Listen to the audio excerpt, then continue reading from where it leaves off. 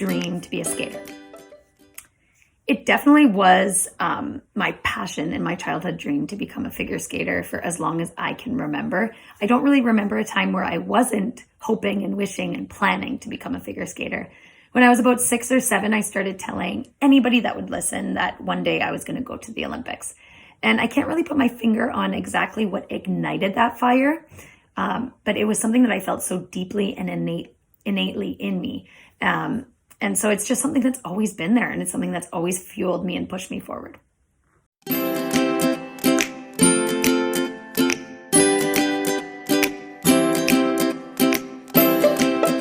How did you know that this was your passion and your future career? I think I realized that I could make a career out of skating when I was a teenager and I was training in Barrie at the Mariposa School of Skating, and I was surrounded by other skaters that were making a career out of the sport, professional skaters that were competing at the World Championships and at the Olympics and doing shows all over the world and endorsements and different types of things. I think that once I was exposed to that in real life, right in front of my face, I realized that I could turn figure skating into a career on so many different paths. It could be performing in shows, it could be through being successful at the Olympics, and it could be through being a coach or working with a national governing body or a provincial governing body. So once I was exposed to that when I was a teenager, it really opened up my eyes to the possibilities of a career within the sport.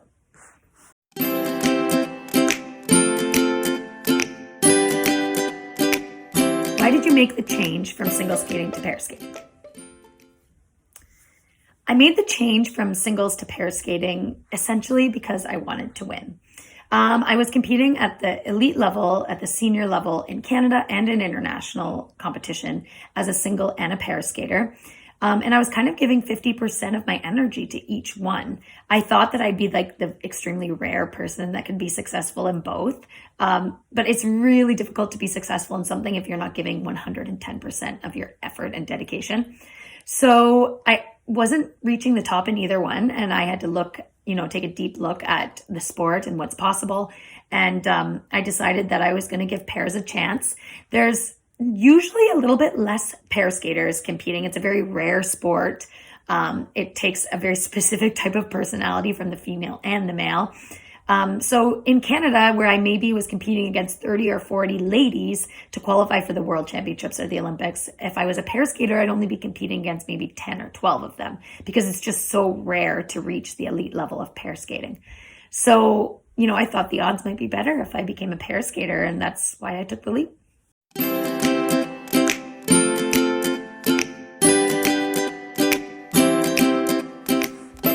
How did you remain motivated throughout your career?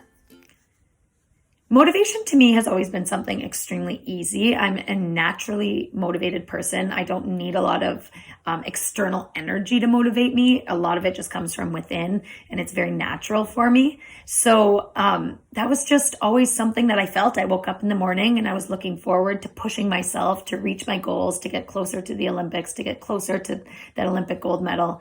And I was usually the driving force behind my team, behind the various teams in which I skated on.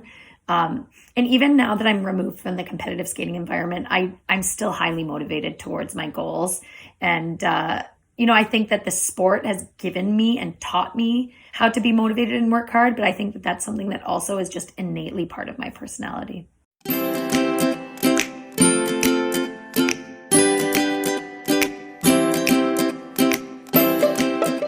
What is your training routine? Well, I don't really train anymore right now. I'm a retired athlete, kind of trying to find out what I want to do next. So I'm not actually training. I did recently perform with Battle of the Blades, and I had to get back into a pretty rigorous training routine with that television show. But I'll take you through a training day that I would have had in my competitive skating years. So a day like this was very normal for me for 15 to 20 years of my life. I woke up in the morning and I would often go to skate in the morning. So I would skate 2 or 3 hours every single morning, with a break every hour. So a 10-minute break for the Zamboni to clean the ice. After my morning training, I would have lunch on the road as I drove to my next training session. And in the afternoon, I would do any type of off-ice training. So every day of the week, it was something different. One day I had my strength and conditioning training. The next day I had Pilates. The next day I had yoga. The next day I had a stretch class. The next day I went running. There was always something different. So after that training session, I'd be back in my car, eating my snacks in my car, sometimes eating my dinner in my car as I drove to my therapist. And every single night I saw a therapist. And this ranged from physiotherapist to massage therapist to acupuncture to osteopath to chiropractor. I saw them all. And it wasn't necessarily because I was injured. I would see these people on a regular basis because I didn't want to get injured. And it would be very preventative. I would go to see them and they would ask me what was wrong. And I usually said nothing, but make sure nothing is going to go wrong. Make sure my back is still, everything is aligned properly. Make sure my muscles are loose and limber. So going to see these therapists was a preventative measure. And I'm very thankful that I took those because I spent 10 years at the elite level of skating without a single injury. And this is something that's so rare at Olympic level competition.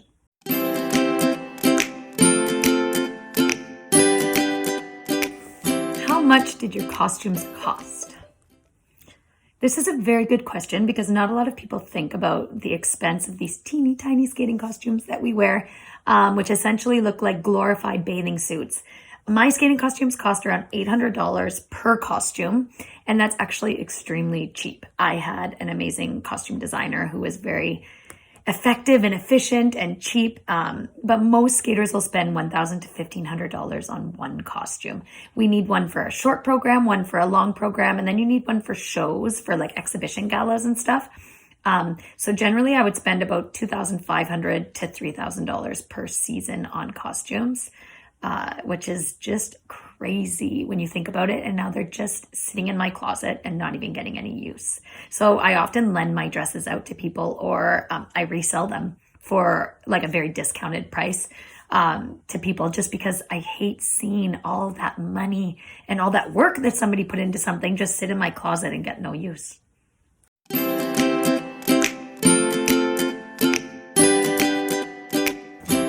How did you deal with injuries throughout your career? I actually was extremely careful with taking care of my body.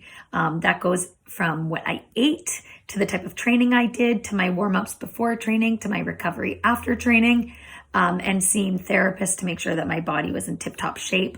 I spent 10 years of my skating career at the highest level of sport, world championships and Olympic games, without a single injury. I also learned over the years to have a really great awareness of my body. So I could understand the difference between a pain and an injury. And there's a big difference between having a sore shoulder or a sore back and having an injured shoulder and an injured back. I've had a sore back for 15 years. It's just a part of me now. I don't even know if I'll ever feel free of that type of pain. But this is something that's just overuse from decades of turning and rotating in one direction to my left. So, I've been to many therapists. I've been to a lot of doctors. I've done a lot of tests. There's no actual injury. So it's still very safe for me to train through. So when I know that there's no serious injury, it doesn't really stop me from training. I just get some specific exercises from my therapist and I move forward from there.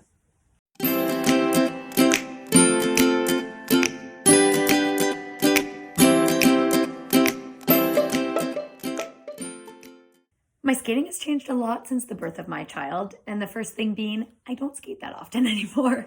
I don't think that's entirely because of the birth of my child. I think that's also because we're going through a global pandemic and everything is closed right now. So I had my baby in October 2019, and I was supposed to go on tour with Eric in the spring of 2020. So I had a few months after the baby was born. She was going to be about 5 or 6 months old, and I was going to go on tour across Japan and across Canada with Eric and Zoe in tow with me. So shortly after having Zoe, I started going back to the gym and getting back on the ice a little bit to get back in shape. And then Eric and I started training together to get ready for the tour. And we never ended up going on tour because COVID happened and everything got closed down. We could no longer perform for live audiences. So that kind of got put on hold. So the rinks closed and I didn't skate. In the summer, I was asked to participate in a reality TV show that was coming on CBC called Battle of the Blades, where I'd have to skate with a hockey player. So I started getting back into shape for that, and I was skating a little bit. It was really hard to manage. I was coaching at the time, and I was trying to skate and get back into shape. And then I had Zoe, who I would bring to the rink with me, and somebody would babysit her there, or they would come to my house and babysit her at my house. That was a little bit difficult, but I was able to slowly get myself back into shape, and I went on Battle of the Blades and had so much fun skating with my partner, Wojtek, who is a former NHL hockey player. And now we are 3 months past Battle of the Blades, and I have not been back on the ice yet. There's a lot of rules and regulations in place. There's no skating shows coming up, so I don't really know when I'm going to perform again. So I'm just taking some time away from the ice right now.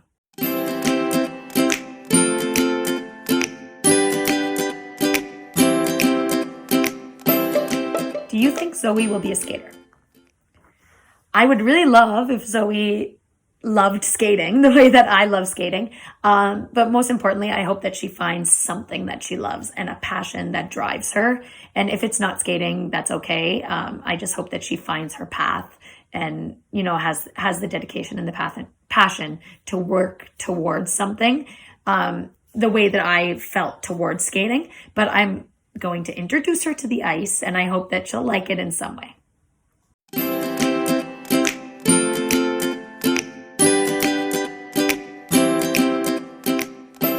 What other activities do you enjoy?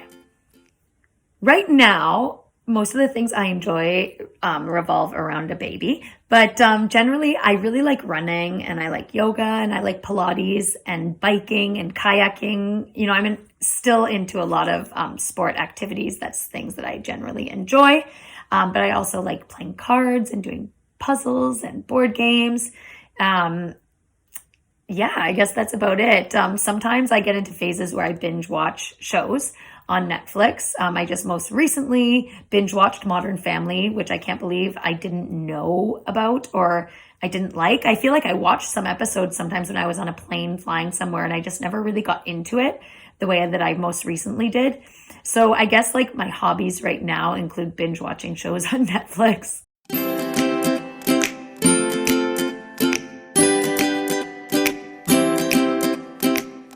What would you say to other children who have dreams about going to the Olympics?